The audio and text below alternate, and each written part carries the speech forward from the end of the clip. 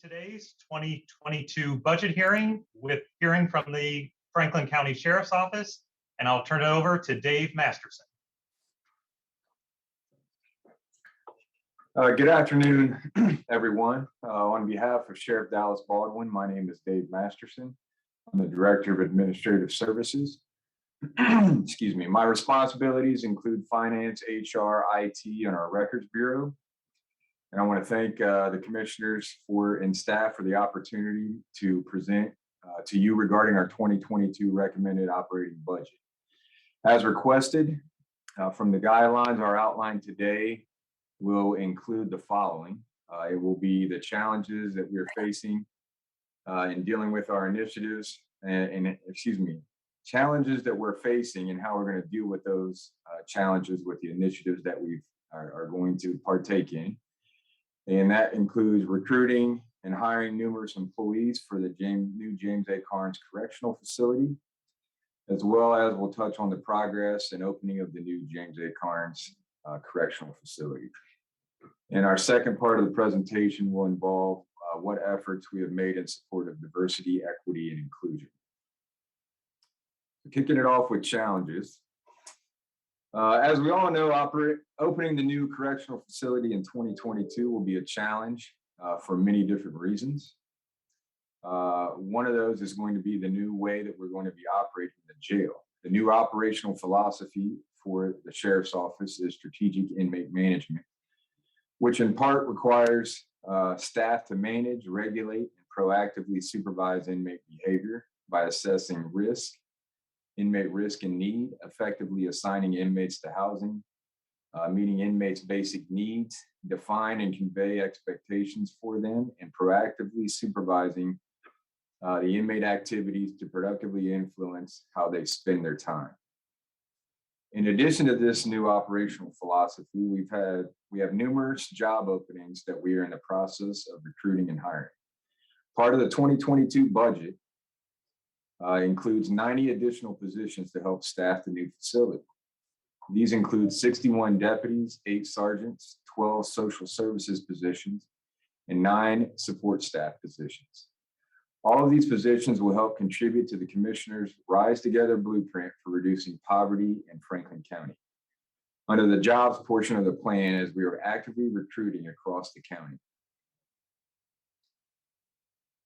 In August of 2021, we established a recruiting team for the Franklin County Sheriff's Office comprised of 60 employees of the office, which include members in all protected classes: race, religion, creed, color, national origin or ancestry, sex, age, and veteran status. The 60 employees have been divided into 5 teams. Those teams are media outreach, military veterans, community events, high school and college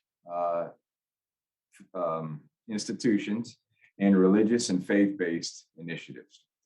These 5 sectors have team leads that help generate business, so to speak, by finding events to attend, engaging potential applicants, and following up in order to help the process as needed, help them in the process. In addition to this recruitment team, as part of the media outreach, we have billboards strategically placed throughout the county. We have radio ads on just about every local FM station.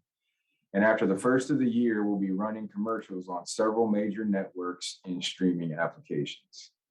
I'm going to share my screen briefly here just to show the billboards if you have not had a chance to see those. Hopefully everyone can see that one. Those are our static billboards. And we have several digital billboards.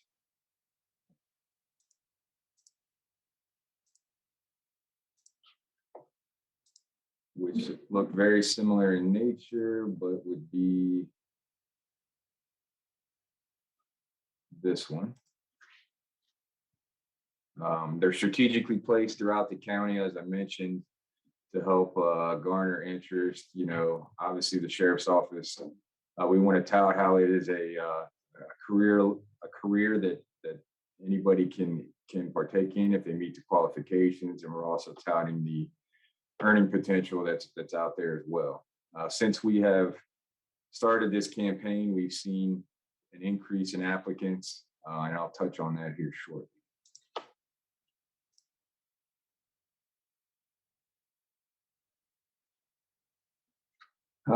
As some of you may know, most recently we successfully negotiated lateral transfers, also known as advanced step hiring, into our FOP collective bargaining agreement. This information was posted to our Facebook page on Wednesday, November 24th, and has gained a lot of attention. As of today, the post has 449 likes, 92 comments, and 461 shares. It has also resulted in 60 plus emails into our HR department, countless phone calls. The true success of this program will be visible in about 4 months, time when we could potentially start offering jobs to currently employed law enforcement. And then as a comparison, just to mention what's happened since we started our recruiting campaign.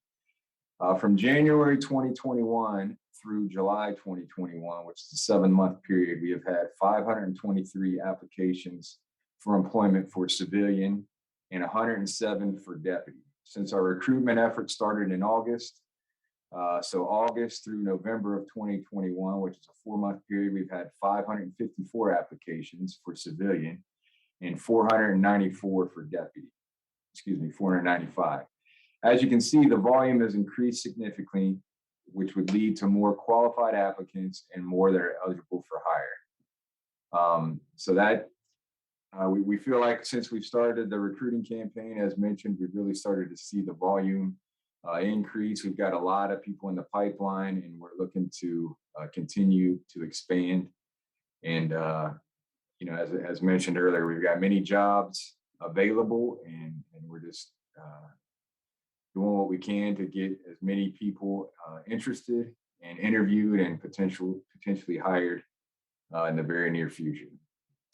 I'm going to turn it over to Chief Stobart now to talk about the new James A. Carnes Correctional Facility, its progress, as well as how our social services has expanded in the facility and how it's helping when inmates or leave the facility to help reduce recidivism and so on and so forth. Good afternoon, commissioners. Well, we're finally getting close. There's a light at the end of the tunnel. In the next fiscal year, we're going to open up the facility on Fisher Road, and we're incredibly excited about that. I'd be remiss if I didn't take this opportunity to thank you for your partnership on this legacy project for Franklin County. I would also like to recognize county administration, particularly Ken Wilson and Chris Long, who have really stood side by side with us throughout this entire process. I know for a fact that we have created a building that will support our new operational philosophy of strategic inmate management.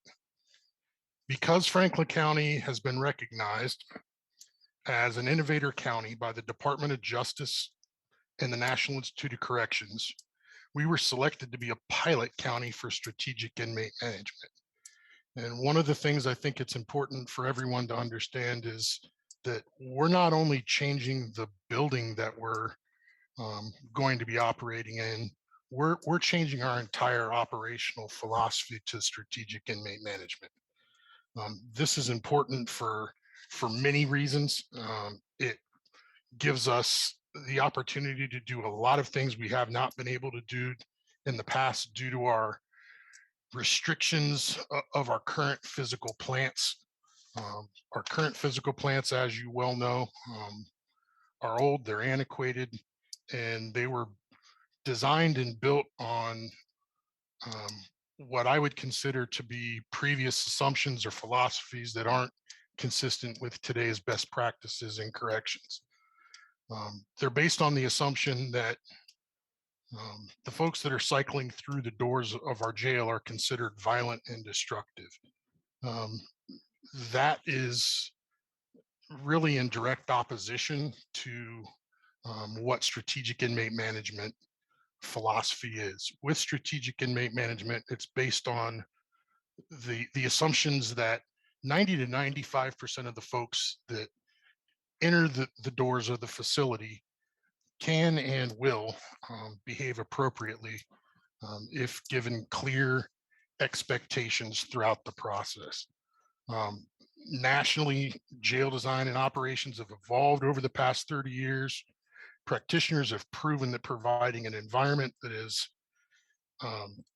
utilizing effective supervision techniques with incentives, most folks that cycle through the doors of the jail will behave appropriately. This has been proven time and time again over the past 30 years.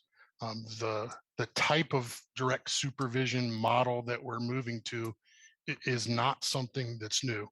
We've put some interesting twists on it. We've created some spaces that we think are unique, and is truly something that we as a county can be incredibly proud of. It significantly improves the safety and security for the staff, the inmates. Direct supervision jails create a better working environment for our staff, reducing stress and anxiety.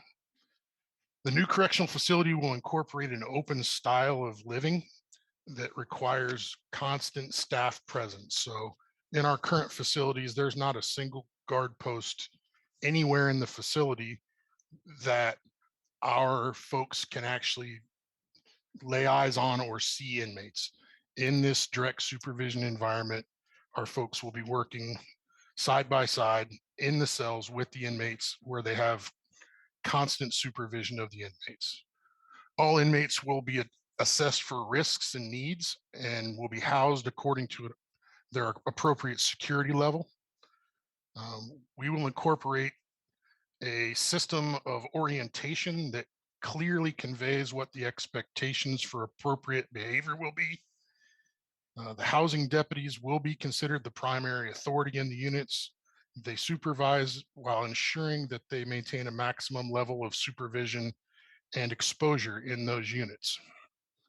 The general population units, which house a majority of the inmate population, deputies will have constant interaction. This will allow them to become familiar with the folks under their care, to understand their risks, understand their needs, their patterns of behavior as they supervise them on a daily basis.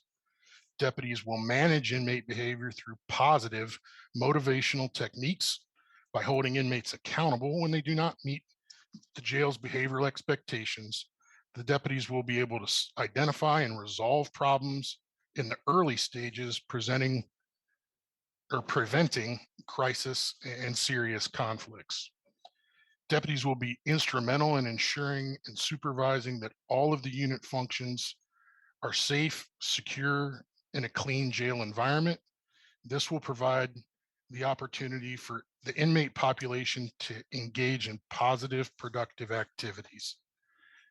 So basically, the way that it works is, as the folks cycle through the doors of the jail,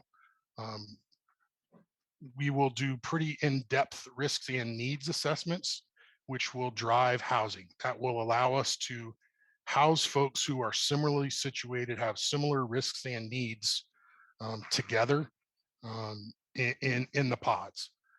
The pods are all designed with medical triage rooms. All of the pods are designed with classrooms where we can bring social services programming specific to the risks and needs of the inmates directly into the space that is there. We have used a lot of different types of design features throughout this facility to make it, quite frankly, a state-of-the-art facility that's receiving national and international attention, as we've had folks from all over the country come tour and visit the facility, both from all over the county, obviously from within the state of Ohio, but internationally. We had groups from Guam and Canada that have also come to visit the facility, that are taking the ideas that we've incorporated into this facility back to their jurisdictions to duplicate in their jurisdictions. We really spent a lot of time thinking about being gender responsive and trauma informed in the approach that we took to designing this facility, as we know that Women generally have a much different path to incarceration than men do. That path usually includes some type of trauma, be it physical, mental, sexual. So we have very specifically designed this facility to do everything in our power to remove some of those triggers that may trigger trauma for those folks.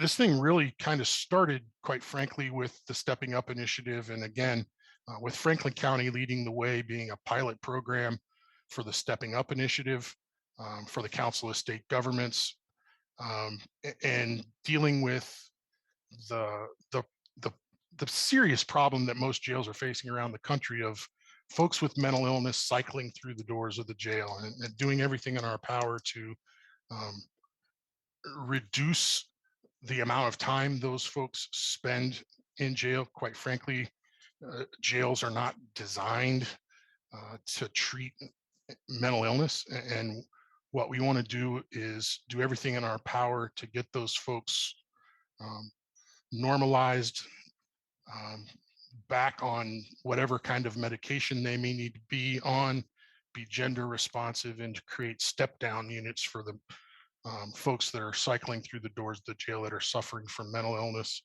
or a co-occurring mental illness with a drug and alcohol problem attached to that. We know that a significant number of the folks that cycle through the doors of the jail do suffer from some type of serious mental illness or co-occurring drug and alcohol problems. And we've very specifically and thoughtfully designed space in the facility for those folks that are coming in suffering from opioid addiction, with a very open concept where there's clear lines of sight for security staff, as well as guard posts and workstations designed into the pod that so that medical and mental health staff can also be embedded in those pods for those folks that are having some pretty significant medical and mental health needs. We're very excited to get to move to this philosophy. We've done a lot of work over the past 2 years in training our staff on strategic inmate management, training our supervision, all of our professional staff that work in the facility on strategic inmate management, and we're very much looking forward to moving in the right direction. And quite frankly, this is a facility that this county, the commissioner staff, obviously the sheriff and the sheriff's office, I believe can be incredibly proud of. Again, we're going to be, quite frankly, on the forefront and on the cutting edge of corrections in the country, and quite frankly, nationally.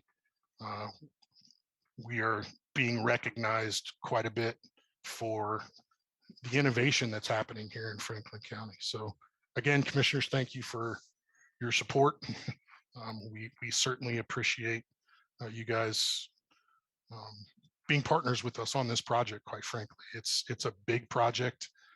It's taken a lot of time, and I'd just like to say thank you on behalf of the entire sheriff's office.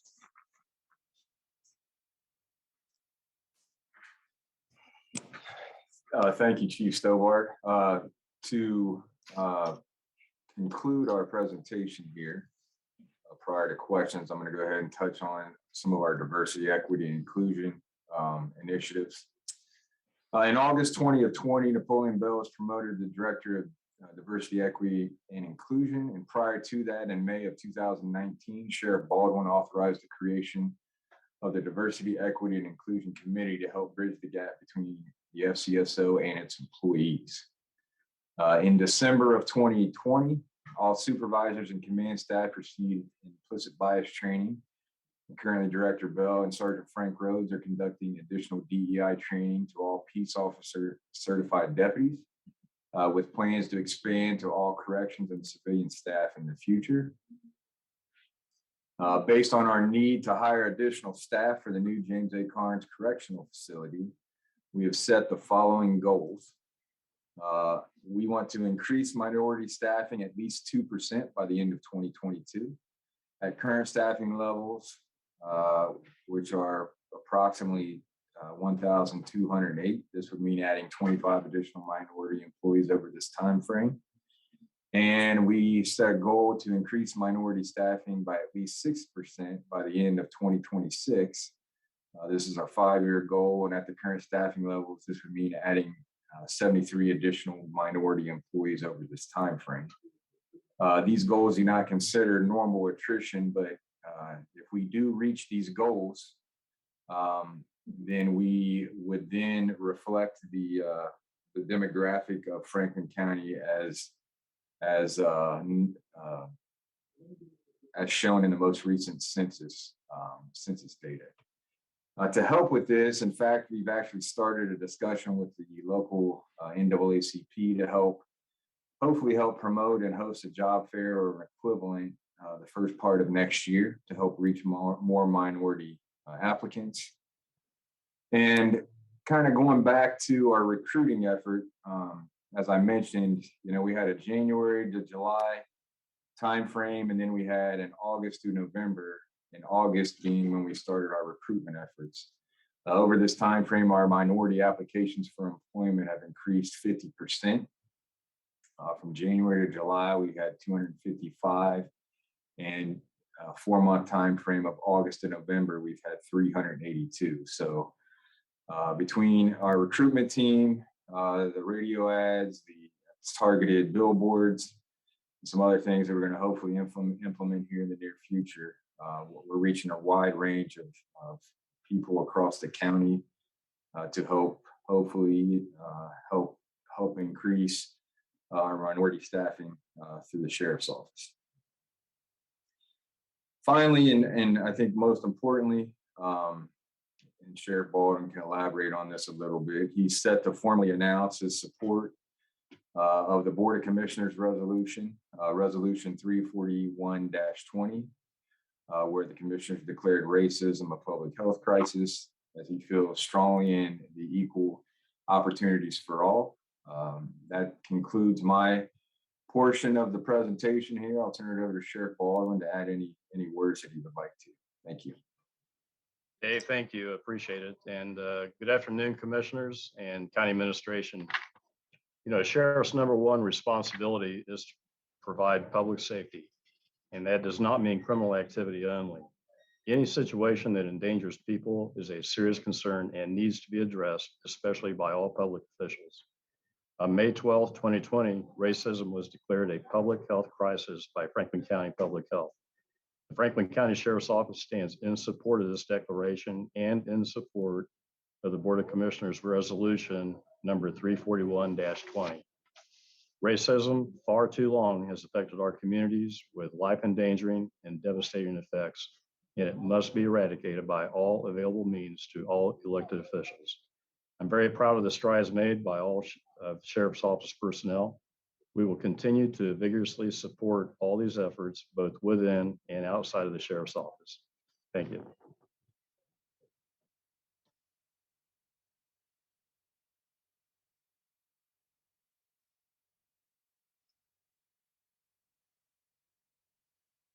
Thank you, Sheriff Baldwin and your team. I'll turn over at this point to the commissioners and county administration for any questions.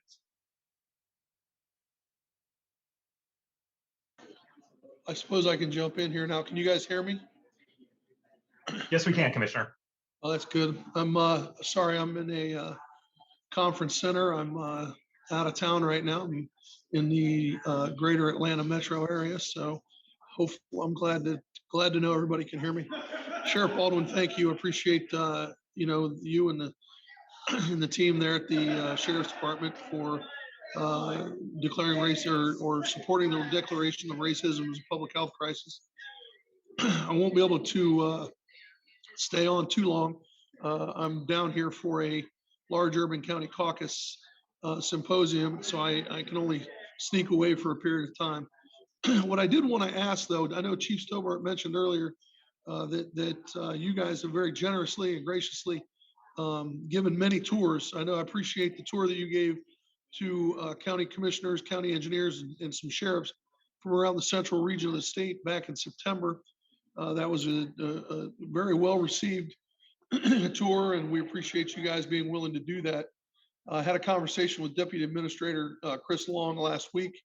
I think it would be very important and very beneficial for the sheriff's staff, but more importantly, I think it would be very beneficial for Franklin County in general, and certainly for the bench, if you guys would be willing to work with county administration to arrange for the Franklin County bench, the jurists in Franklin County to be able to get tours of the facility previous to you guys opening.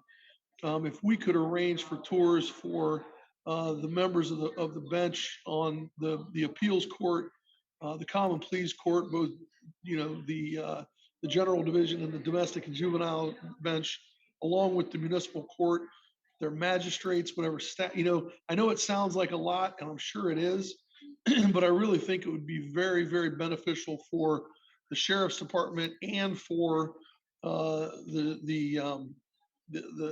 of the judges, if and their staff, whatever administrative staff. I don't want to go crazy and just invite all of the employees, but if we could arrange that, I think it would be very, very beneficial for them to be able to see the facility and know and understand what you guys and what we've all created there. Because I know that a lot of eyes were open the day that we had the tour. And I think that it would just be very beneficial.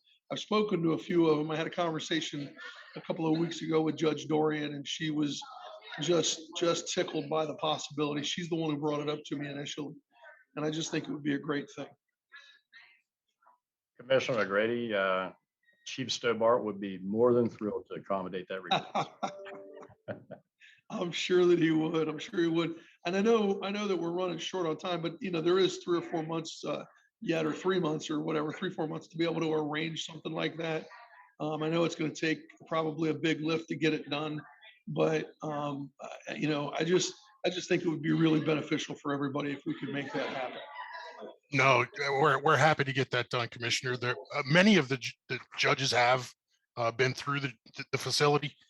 Many of the common pleas judges, as well as the municipal court judges, have been through, and a lot of their staff, as they've actually helped and participated in the planning process and the design process, especially as we've continued to further video arraignment. So their staffs have been involved in those conversations out there at the facility. But yeah, there certainly should be a period of time once the construction management company gives us the keys and before we actually move inmates in, that we would be certainly welcome to I'm sure Sig, do as many tours as we need to. I'm sure somewhere right now Sig is having a heart attack because I even mentioned it. But I'm sure that we can make it happen. So, but I think it would be really a great thing. That it will be very beneficial and helpful. What about Ura and his staff? Have they been out there? Multiple times. Ura's awesome. Been out probably 6 or 7 times, quite frankly. That's awesome. So that's awesome. All right, well then, great. You guys are ahead of the game.